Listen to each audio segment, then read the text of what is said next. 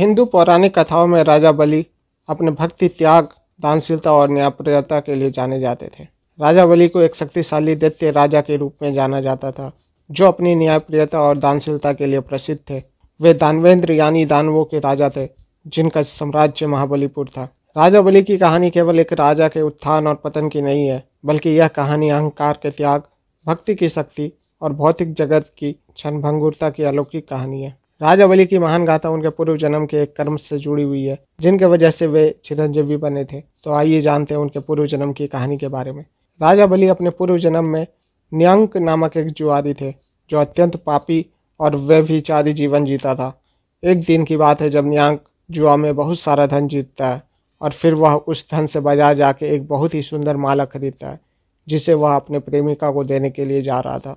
वह बहुत ही खुश था, उसके खुशी का ठिकाना नहीं था और जाते समय वह रास्ते में एक पत्थर से ठोकर खाकर गिर जाता है। गिरते ही उसे यह आभास होने लगता है कि उसकी मृत्यु होने वाली है, जिसकी वजह से वह अपने कर्मों के लिए पश्चाताप करने लगता है और जो माला वह खरीदता है उसे वह भगवान शिव को याद करके उनको अर्पित कर देता है।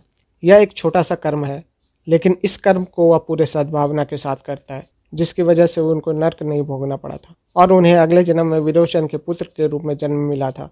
यह घटना इस आध्यात्मिक सिद्धांत को प्रमाणित करती है कि एक छोटा सा नेक कर्म भी अगर पूरे सद्भावना के साथ किया जाए तो आत्मा के अभ्युदय और मोक्ष के मार्ग को यह प्रशस्त करता है। राजा बलि की दानशीलता कोई आकस्मिक गुण नहीं था, बल्कि यह उनके पूर्व जन्म के उस पवित्र कर्म का फल था